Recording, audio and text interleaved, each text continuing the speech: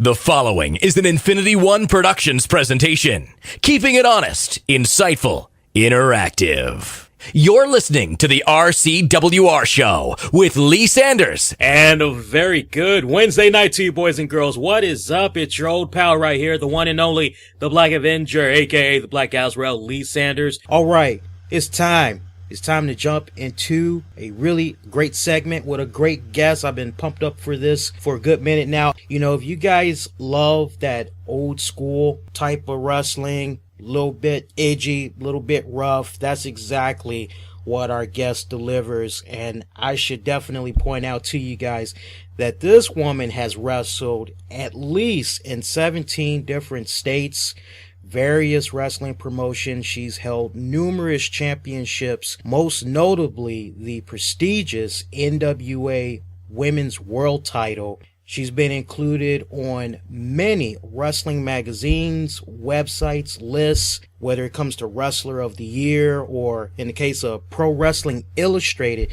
their top 50 females in professional wrestling. Check this out. This is really badass right here. In 2011, she ranked number 46 on their list. You follow that up a year later, 2012, she ranked number 40.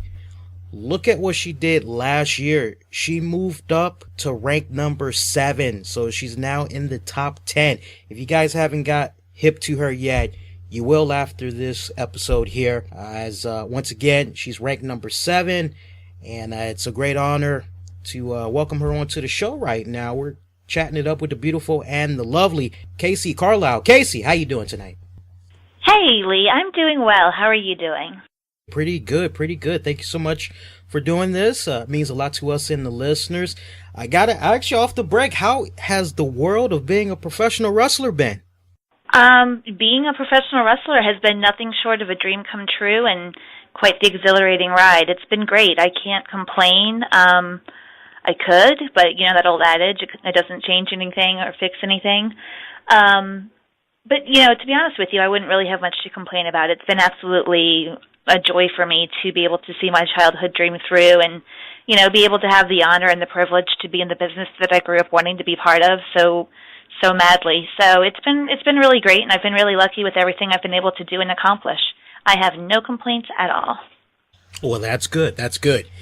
You know, you've got a milestone of sorts coming up very soon, and that's a decade under your belt as a pro wrestler. Can you talk about how your journey has gone so far from your first match back in 2005 and compare it to where you see yourself today, almost 10 years later? Wow, it's been a really crazy ride, and actually I've gone so much further, to be honest with you, than I ever thought that I'd have the chance to. I remember my first match, like it happened earlier today, not even yesterday. I wasn't scheduled to wrestle that night. I was a last-minute replacement because one of the girls scheduled couldn't make it.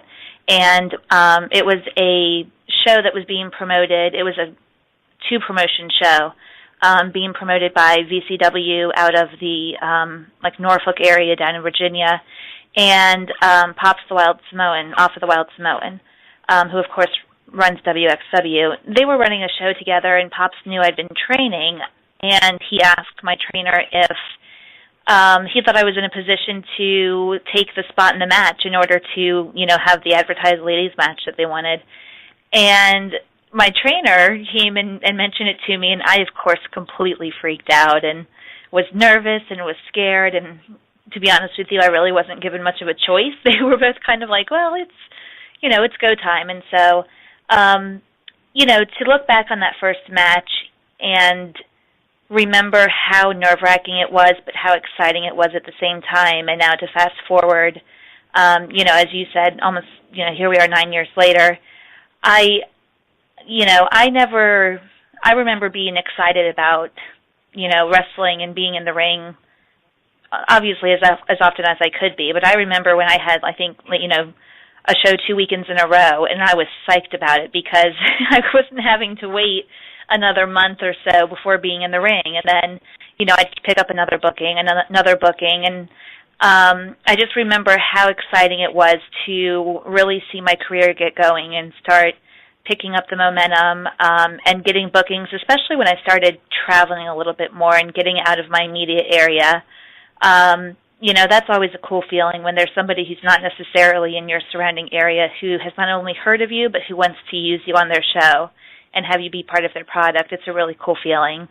So it's been quite a trip. I've traveled to so many places that I never would have even thought to have visited without being in wrestling, and I've, of course, met tons of people and had a lot of, really cool and really unique life experiences. So it's just been a crazy ride that I've been lucky to be, to experience and have being part of my life, and I'm interested to see where the next couple of years takes me.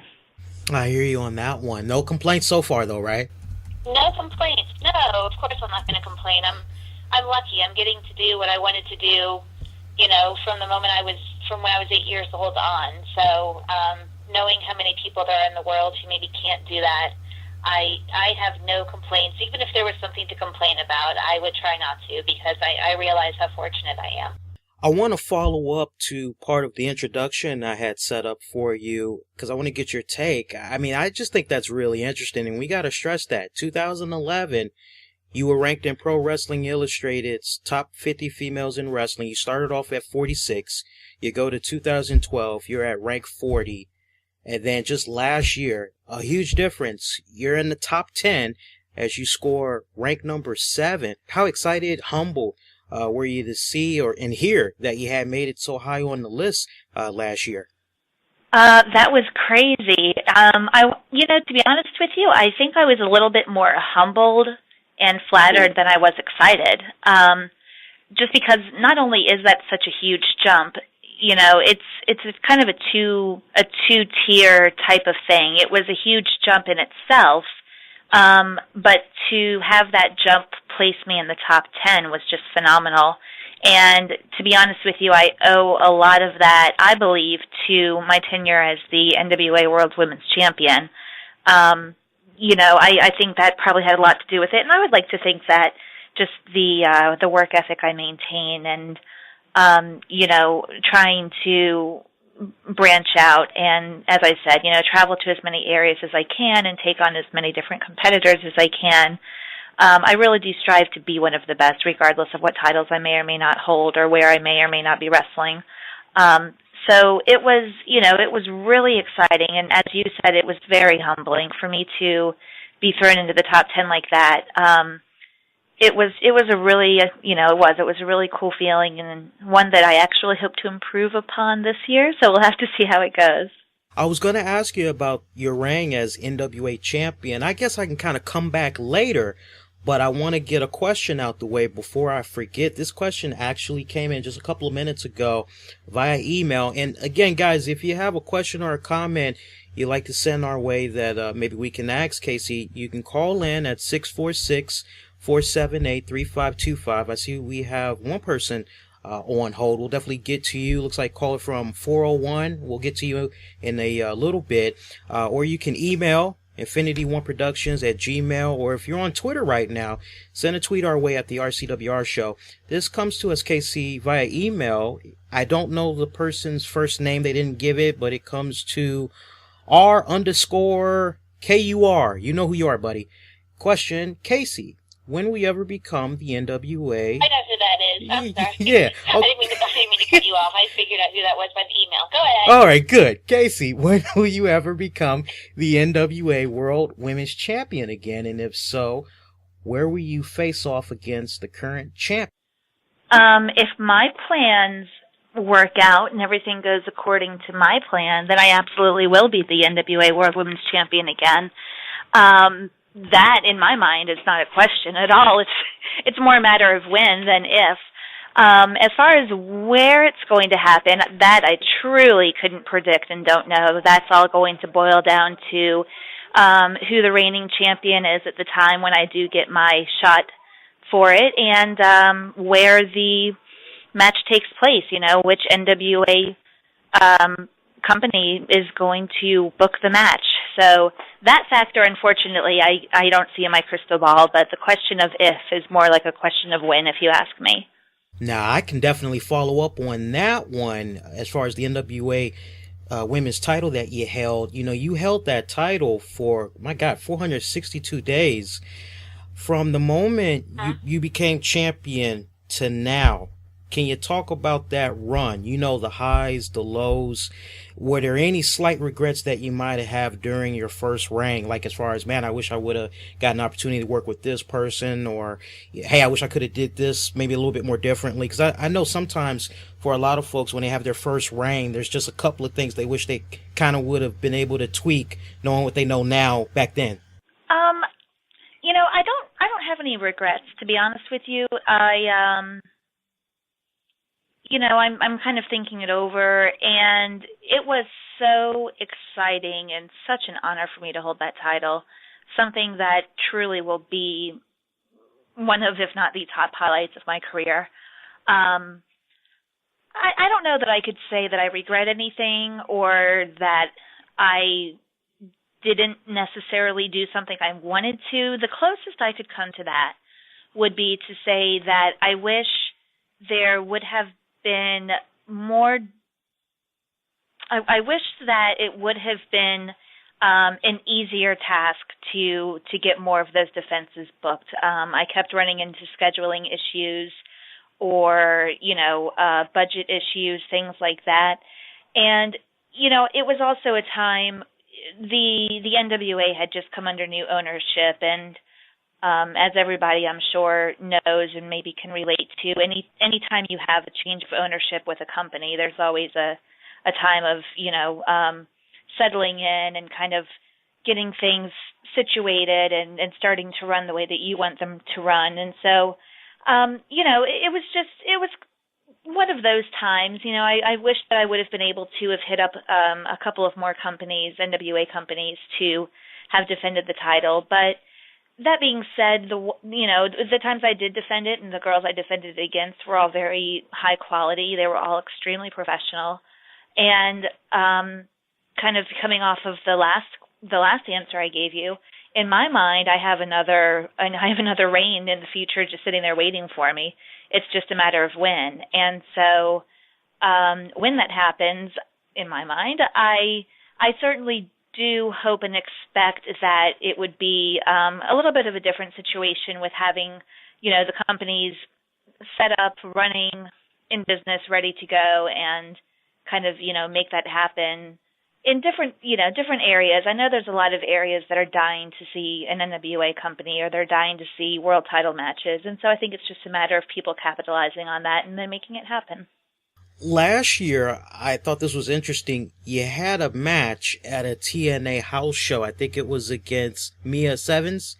Can you tell the folks how that opportunity came about? Any type of feedback you received from any scouting agents that might have been checking it out, and just what your overall experience was like? Yeah, that was, it was actually 2 years ago. It was, I believe, in February of 2000. No, it's okay, because I'm questioning it as I answer you, but I'm thinking back, and it was actually February of 2012, I think. Lee, honestly, it could have been last year. My brain is so fuzzy. But regardless, it was against Mia Svensson. It was prior to one of their house shows down in Fayetteville, North Carolina. And the way it came about was they had granted the space for the dark match to take place, and Mia was booked for it. And I got the phone call to come down and be her opponent. The overall experience was just phenomenal. It was fun. It was, obviously it was one of those situations where we were being placed into a company that we both were striving to be part of and wanted to be part of. But it was overall really positive. Everybody who was there, from the security staff to the workers to the agents, the guys that worked at the building itself, everyone was incredibly nice. They couldn't have been nicer. They couldn't have been more supportive. Some of the guys took the time to watch our match and give us their own advice and so forth, which is really cool. I think anytime you can be placed in a situation where you are in an environment that you're striving to be in at some point, it's always a positive, regardless of any negatives that might happen that night. I think overall that's a positive and a good thing to have happen. The feedback I got immediately that night was was very positive. It was it was actually, it was just, I was standing there waiting and waiting and waiting, and they just had, nice things to say, and nothing has come of it at this point in time, and if anything ever does, that would be fantastic, and if not, then that's okay too. It was just one of those opportunities that I had to jump at, and, and make sure that I capitalized on while I had it. And then, Lee, to be honest with you, as I've been talking, I just realized it was just last year that happened. It was 2013. So you were correct about my career, and I was wrong, if that tells you anything. But it was a really cool experience, and, I don't have anything negative to say about that night at all. It was really fun. See, I was bringing that up because I think it was earlier this year. So, yeah, a couple of months ago, TNA had this ongoing segment where Gail Kim had this open challenge to any female out there willing to get in the ring with her and beat her. And if you beat her, you got a shot at her Knockouts title. And I remember there was this one episode where she proclaimed herself to be undefeated. And I was like interacting with just a ton of people on Twitter that night. And there was like about at least 3 to 5 people that were like, well, she hasn't crossed paths with Kacee yet. Get her in the ring with Kacee and let's see what happens.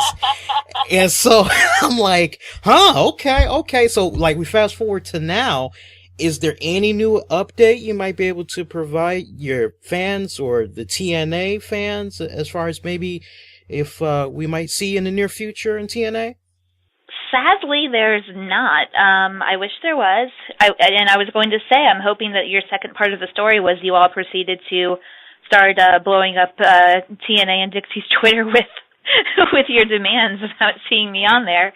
But no, at this point in time, there's not. No, there's nothing new to report or anything brewing, anything like that. It's just kind of, maintaining kind of status quo, maintaining the course, and seeing what happens. You never know when the phone will ring or the email come through. So as of right now, there's not. But like I said, the future is up in the air, so you never know.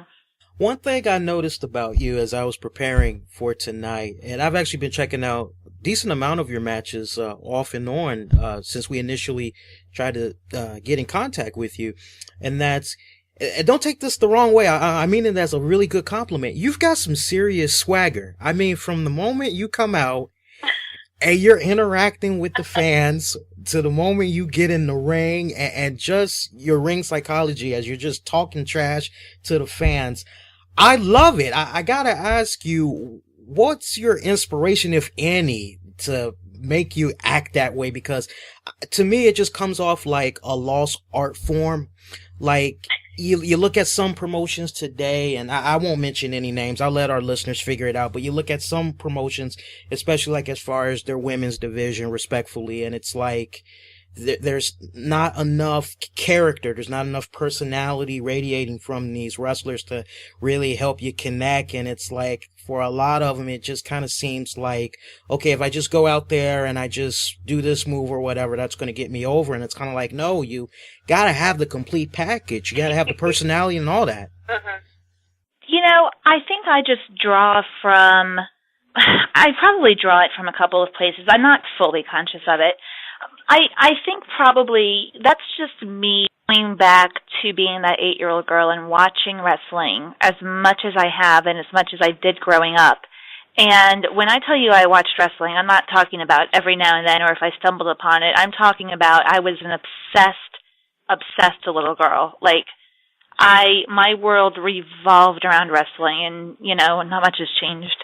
So, just knowing, I know how I react to things. I know it gets a reaction out of me. And, in my opinion, when I'm on my way to the ring, I'm on the clock. That's work. That's all business. And I'm out there to do a job, to take care of business, and to do what I need to do to win the match. And I think that's what comes out when I'm on my way to the ring.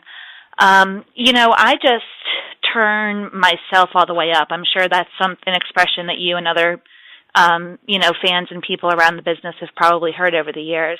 But for me, it's very true. It's just, I turn my volume all the way up. I'm sarcastic and I'm a bit of a smartass, and, it's just that's just me, and I just magnify it.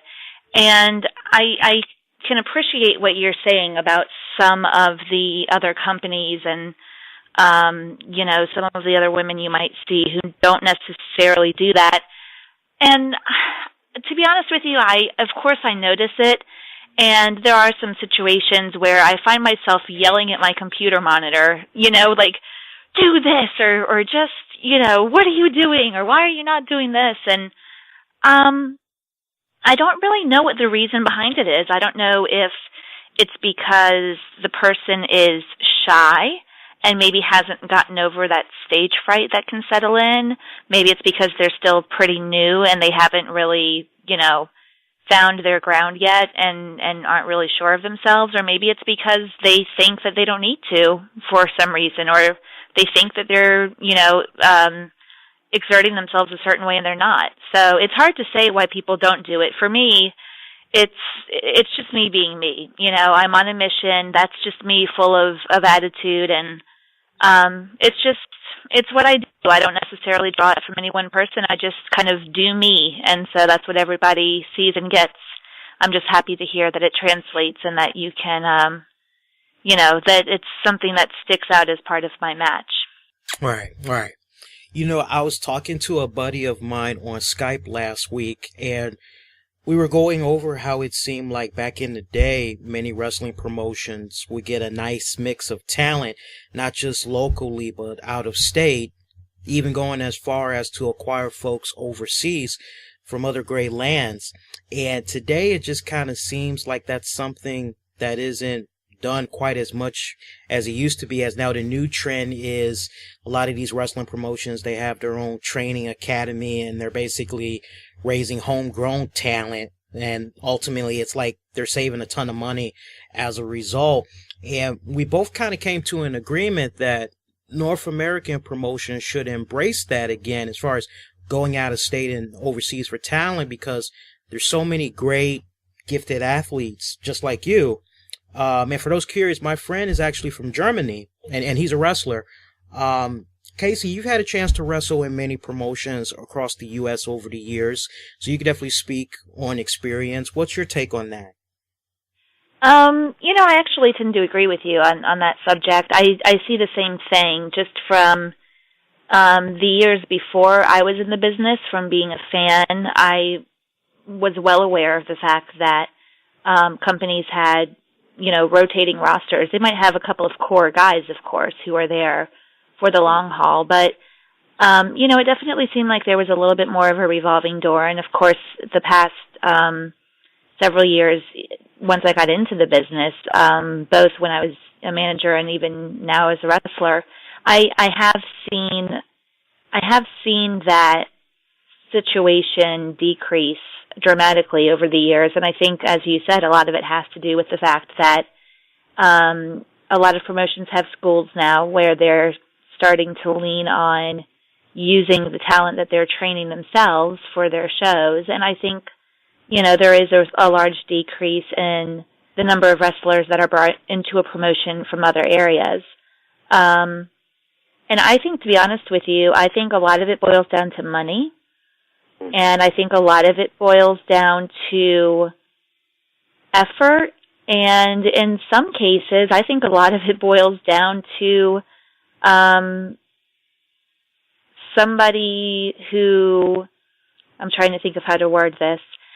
I think it's probably safe to say there are some situations where the promoter or the person who's booking the talent does not have a clear, honest vision of the quality of talent that they're using, if that makes any sense. Yeah, that makes sense. I think money's an issue because, of course, obviously, if you're bringing somebody in from out of town, somebody who has to make a long drive, or certainly if you're going to be flying them in, obviously that's a much larger expense. And I think the unfortunate truth of the matter is there's a lot of indie promoters who just can't or don't want to put that money out. So they're going to continue using the guys who are within whatever mile radius of where the show's being run, or maybe it's just the same guys that, the promoter knows what their payday is, what payoff they're looking for. And so they know, okay, that works. I've been able to do it in the past. Let's just, wash, rinse, repeat. I think that's one of the large issues. And as I think the school is a valid thought too. I just think, if you stop and think about it, a lot of times you can have the best trainee in the world, but at the end of the day, they're still a trainee. And it's still not going to be the same quality that you would get from somebody who's been wrestling 5, 6, 7 years. Unfortunately, I don't think everybody understands that concept or can see it that way, especially if they're the trainer, because by default, you're going to have incredibly high praise for people that you've trained yourself. You're not necessarily going to have the most realistic outlook on what their qualities are, what their talents are, their skill level.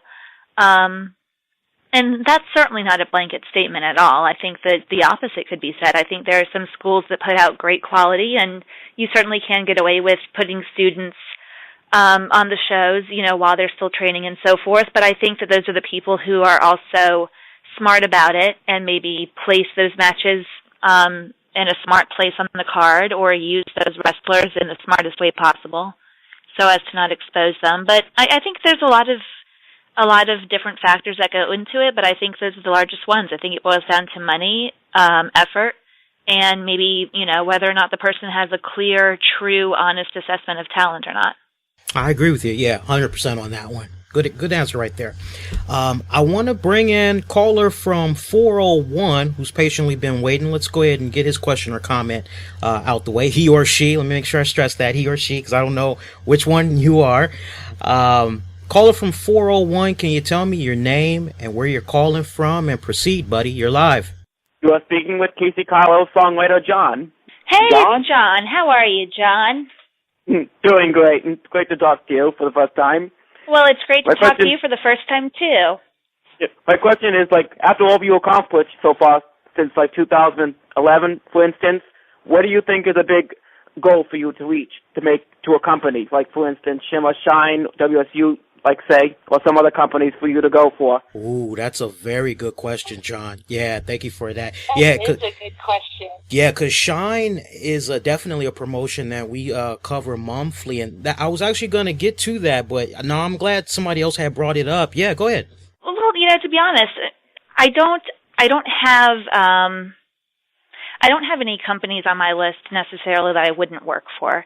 Let's say that. So if it's a matter of, do you want to work for this company? Do you want to work for this company? The answer probably is always going to be yes, because I'm just one of those people who wants to work anywhere I can, who wants to work as often as I can. I want to work with anybody I'm able to work with. So if you're talking about the Shimmers and the Shines of the world, then I absolutely would be part of their roster if they would have me. I think it always boils down to scheduling and do they have a need. I know that both of those companies have a large roster at this moment. So, you never know, maybe in a couple of months if they kind of employ the revolving door policy that you and I were just discussing, it's very possible that I could possibly end up on one of their shows. WSU I wrestled for years ago, actually, when not right when they started out, but not too terribly long after that, 2007 and 8, I think.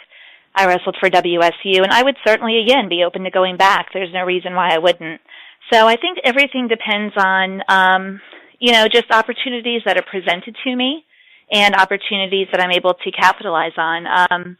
As I said, if TNA comes calling, if something internationally comes calling, if Shimmer, Shine come calling, WSU, or any of the above, I'm always open to working. That's the only way to grow and to continue to gain experience and to better yourself, is to go into those new companies and new areas in front of new fans and work girls you've never worked before. And, so I'm open to all of that, and we'll just have to see where the paths take me. But if I'm still wrestling, my goal is achieved, so I'm good to go. I hear you on that. Yeah, correct me if I'm wrong, but your last match in WSU, that was 2009, right? Yeah, that sounds right. I had a handful of matches for WSU, and I didn't have a very long, a very long career there, if you would, but what I had there was, it was great. It was good experience and got to meet a lot of the girls up that way, so I have nothing bad to say about it at all. John, thank you for that question, buddy. Appreciate that. And if you have a question you'd like to get out there, you can still call in 646-478-3525 or send a tweet at the RCWR Show or email infinityOneProductions@gmail.com. Kacee, got a question for you. I don't know if you've been keeping track of this, but it seems like ever since the WWE Network launched, there's been concern of the company's future with cable and satellite providers as they've been meeting a lot of backlash. Some providers are kind of now stepping back, reevaluating their relationship, and trying to embrace the possibility of introducing new wrestling promotions to take WWE's place. I got a two-part question for you. One, do you think we're at a point right now where maybe an all-female promotion can succeed on pay-per-view? And I want to stress pay-per-view, not pay-per-views, because that's totally different. That's to our listeners out there. And then, if not, when? And then the second part to that question is, what promotions do you feel have a lot going on right now that would be a great fit for cable and satellite providers, if any? Oh, that's a really interesting question. I am somewhat up on that hubbub and all that hoopla surrounding the network. I don't have it myself personally. I've not watched anything from it at all, but I am aware of the situation you're referring to, and you know, I think there's just a natural progression that comes in life in general, as well as the wrestling business, and the network was something that was just bound to happen.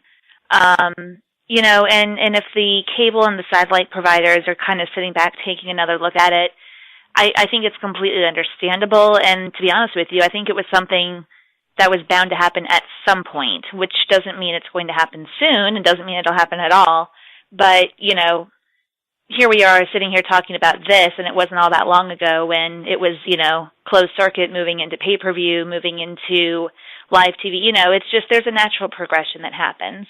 As far as women's promotions go, you know, that's a tough question. My heart wants to say, absolutely, yes, a women's and all women's pay-per-view would be successful. But I know I'm biased for obvious reasons. So, regardless of what my heart is saying, my head wants to say that it's possible, but I don't know if it's realistic or not. I think it would really heavily depend on the production and the presentation of the pay-per-views. You know, there's been all-women pay-per-views in the past that have been done, of course. They were usually, you know, a one-off or maybe just a handful of airings, and I think that always happens for a reason. Whenever I'm asked about women's wrestling and its popularity in this country, I always say that I believe there's pockets of fans in this country. There's areas, pockets of, you know, geographical areas who are really excited about women's wrestling and who really are fans of it, support it, pay attention to it, track with it, everything else. And I think there's other little pockets that still kind of considered a special attraction, you know, and not necessarily something that would be a main attraction or that would be a regular attraction. However, I also, on the other side of the coin, think that it is gaining a lot of momentum. It's gaining a lot of popularity. You know, I think that there's a lot of talent right now that's out there. And if we can continue to have new girls come into the business who are trained and trained well and who work hard and really want to dedicate their time to being a good wrestler, I think it's very possible that it could grow and get to that point. You know, I don't know of any, off the top of my head, I can't think of any companies exactly that I would put on, you know, on that plateau, and say, yeah, I really think they'd be successful off the top of my head. But I think there's a lot that have potential. It just, as I said, it goes back to what the product is and what the production values are. I think that's what's going to make or break it if it ever happens. Right. I'm looking at a question you put out there on Facebook. I'm going to have to answer that right now. I would actually buy the DVD from the wrestler. Would you? That was the question. For those who maybe aren't on my Facebook page or haven't seen it, the question I posed this afternoon was, as a fan, are you still interested, or would you purchase your favorite wrestler's DVD, a compilation of their matches, if you knew that those same matches were available for you to view online for free? And if you would buy the DVD, would there have to be any type of incentive in order to encourage you to purchase it? So you would purchase the DVD. Versus all the matches are available for free online. Same matches. My first question. Favorite wrestler. My favorite wrestler. Okay. For the DVD, my question would be, who's selling the DVD? Is it the wrestler? Is it a... Thank you. That was the other thing. Thank you. It's from the wrestler directly, not a third party. So it's not from a distributor. It's from the wrestler themselves. For the DVD? Yes. I kind of like the idea of buying the matches on the DVD from the wrestler. It just kind of feels, to me at least, a little bit more intimate. And I think what would be a really nice, cool incentive is, like, maybe if I could get a signed autograph. It doesn't have to be necessarily made out to me specifically, not unless it was set up in a way where, hey, for an extra $10, $15, we can make a photo out to you, your own name and all that. I like the idea of buying the DVD from the wrestler directly. That's good to know. That's a question that has legitimately been in my mind for at least a year. I've always toiled with, going back and forth with, are fans going to want to buy a DVD knowing that all they have to do is go onto YouTube or Daily Motion or something, and you can watch the same exact match right then and there? And I've always been curious, and so today, this afternoon, as you said, I put that question up on both my Facebook profile and my fan page for the fans to answer, and I haven't had a chance to go back and look at the responses yet, but I'm interested to see what it is, because I've been sitting on the fence. The reason I asked, and I've been wondering, is I've been sitting on the fence about making DVDs because there's a large number of my matches on YouTube, on my YouTube channel. So that's why I was trying to gauge to find out where, it's like back in the day there was tape trading, and I'm so dating myself, but there used to be tape trading, back when everything was out on VHS, and then that natural progression happened. And then kind of DVDs, and some companies put out their DVDs, and some wrestlers would put out, and then there's YouTube and Daily Motion and all these other online sites where people are posting their matches. So to me, if, what I have in mind, if I ever do put out my DVDs, I had thought of the autographed photo, including an autographed photo that would be an exclusive photo for people who purchase the DVD, not one that's already for sale or something like that. Or maybe finding a match of mine that I haven't posted for whatever reason. Maybe it's not a very good match, but, a match of mine or something that's not online, and throw in like bonus footage or something. So that was the inspiration behind that question, but it's one that I really would love to hear as many people as possible answer, because I truly am curious as to if people are still buying their favorite wrestler DVDs, and if so, why? Like, what makes you do that as opposed to just logging onto YouTube? So I'm really interested to see what the response is. I can tell you, I'm just taking a glance. You'll probably have better accuracy once we wrap this up, but to me, it's just looking like offhand, it's a tie. Really? Okay. Interesting. Yeah. I'm definitely old school. Look, I still have Triple H's Return to Raw from Madison Square Garden back 2002 on VHS, and I'm not deleting that anytime soon. Okay? I got it unedited and in its entirety. You sit here and you tell me how old school you are, and then you proceed to reference something from 2002.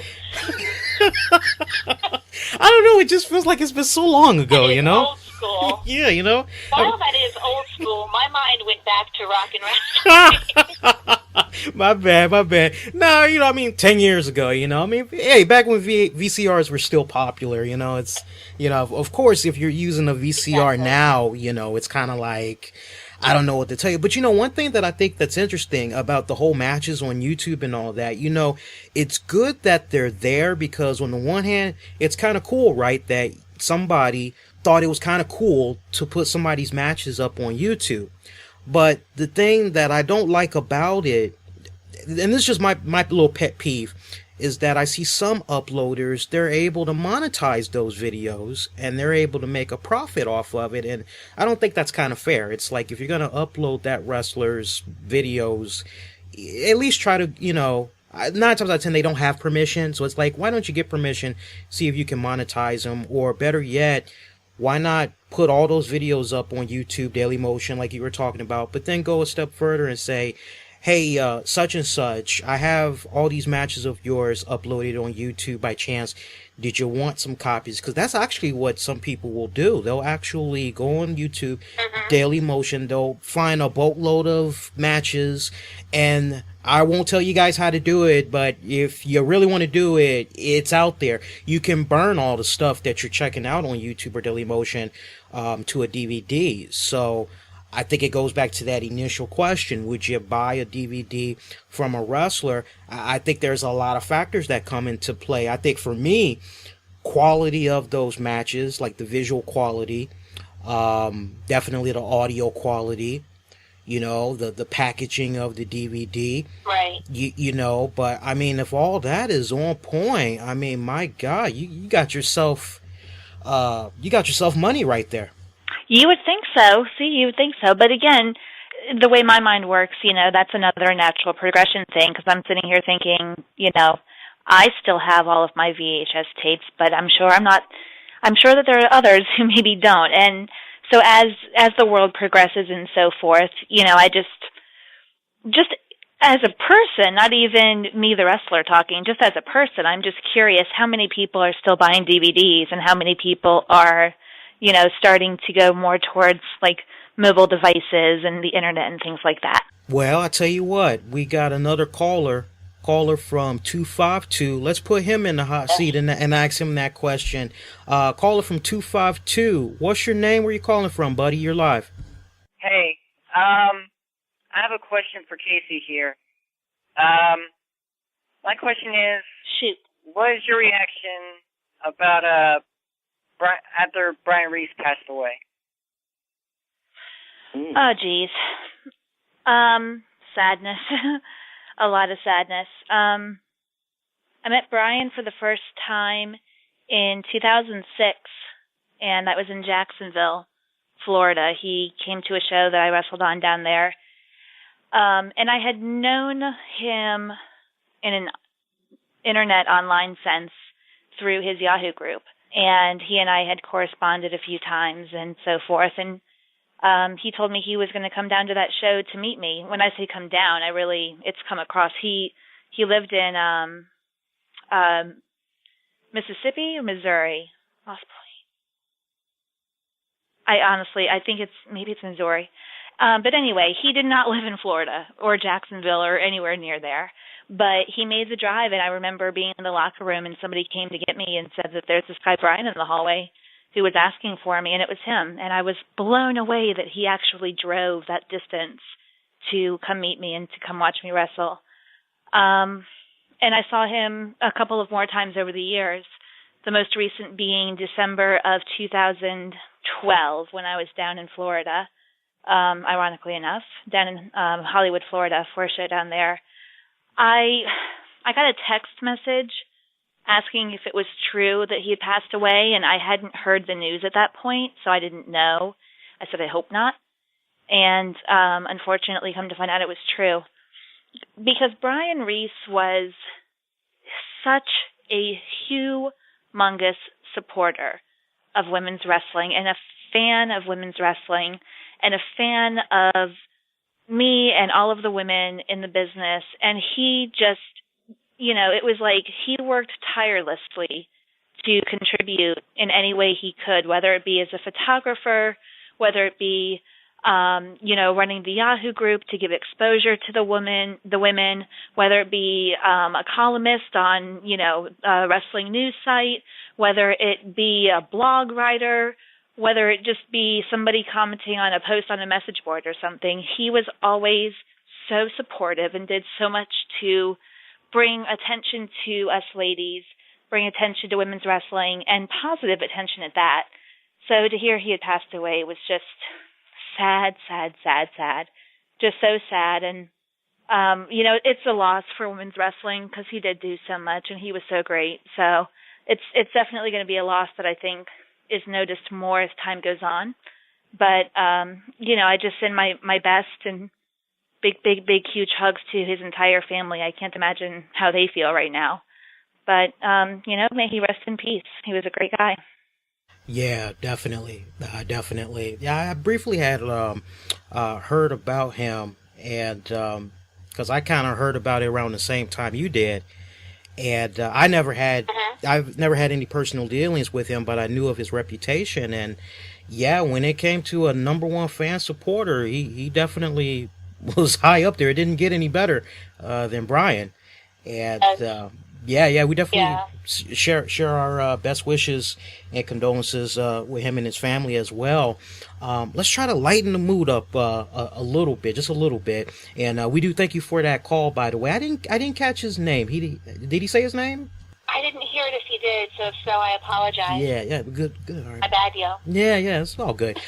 I know you have some upcoming appearances. Tell the folks about that. I know for sure you have something coming up on April 19th with Big Time Wrestling. Got to make sure we get that plug out there off the break. Make sure we say that. Yeah. Well, before April 19th gets here, I will do them in order. Before that, I have a show for Pure Pro Wrestling in Yanceyville, North Carolina on Saturday, April 5th. That's going to be a triple threat match for the first ever PPW women's title, so I will be involved with that. The 12th of April, I'm going to be in Harpers Ferry, West Virginia, and that's going to be for Primal Conflict Wrestling, and I'll be taking on Jessie K that night. April 19th is Big Time Wrestling, and that's in Mocksville, North Carolina, at the Brock Gym, and it's a fundraiser for the Coolie Me Redskins Youth Football League. That show is going to have my match be a WXW C4 women's title match, and I'll be defending that title against Misty James. And the week after that is April the 26th. Oh, I'm going to be in Salem, Virginia, at the Salem Civic Center for Southside Pro Wrestling. They are having a fan fest that morning going into the evening. That's going to run 11 a.m. to 5 p.m. Excuse me. And then the show will follow that evening beginning at 6:30. So, and I have other dates going forward, but for everyone to check everything out, see where I'll be and when, they can find my schedule on my my website, which is KaceyCarlisle.com. It's all posted there.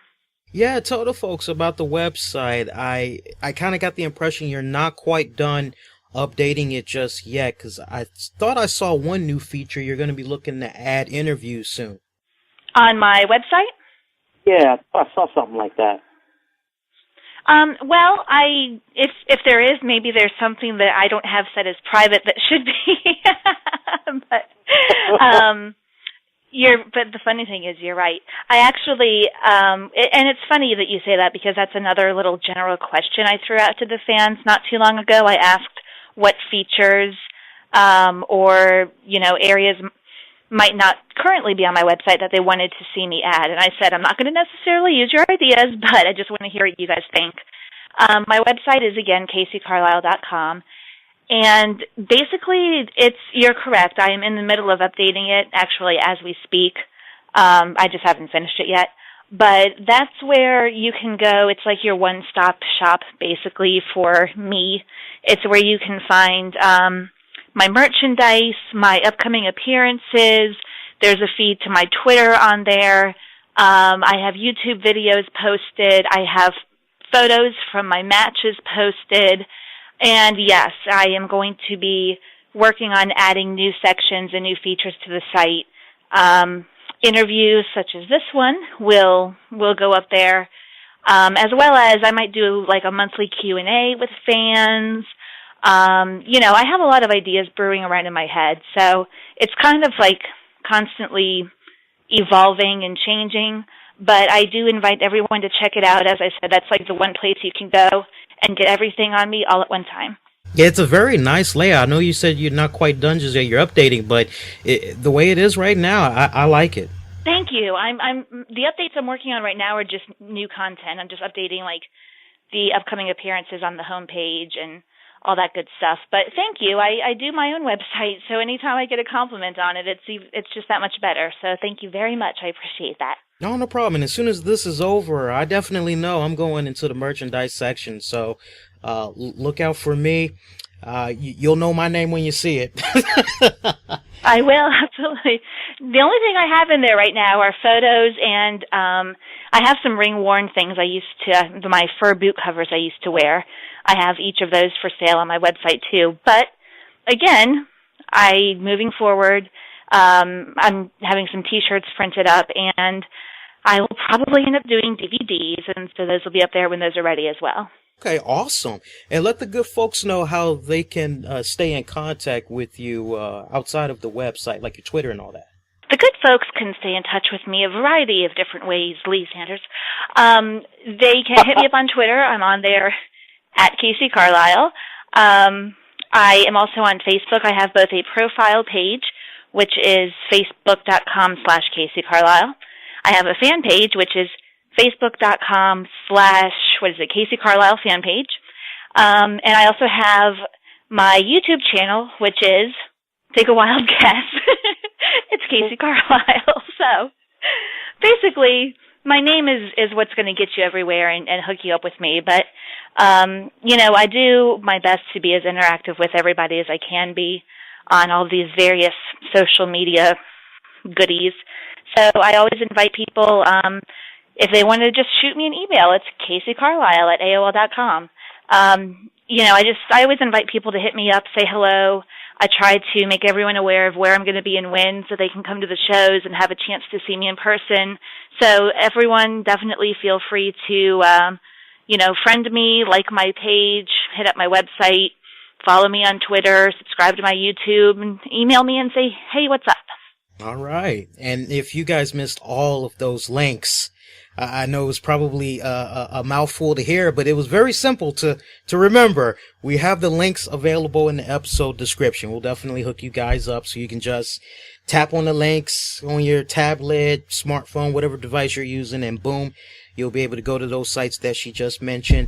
Kacee, truly an honor to sit down with you and do this here. We definitely got to do this again. I know we'll definitely be staying in contact with one another because, I know you're from the D.C., Maryland, Virginia area. So, yeah, we definitely got to stay in contact, keep tabs on one another. I'm guessing that you are, too, based on the fact that you've put that over twice at least now. Yes, I always try to look out for the natives over here. Well, no, you said it at you emphasized it at the beginning, and you're emphasizing it now, so I assume that you're in this area as well. Yes, we're over here in good old D.C. Good old D.C. Well, then, no, you're not far from me at all. I have plans to head into D.C. to hit up a restaurant I saw on television, so I wonder if at some point I'll be heading into D.C. at some point soon. Well, you never know. It's small out there, so we could run into each other. You never know. Well, if you see me walking down the street, please yell at me, hop up and down, do whatever it takes to get my attention and say hi. I definitely will. All right. Anytime you want to come on back, you're more than welcome. Whether it's to talk wrestling or some other random stuff, you're more than welcome. Thank you. Oh, thank you. We appreciate it. Thank you. I will take you up on that, and I appreciate you having me on, and I appreciate the time and everyone who took the time to listen. Thank you, thank you, thank you. Thank you. Enjoy the rest of the night. You do the same. Thanks, Lee. Take care. All right, now. Bye. Bye-bye.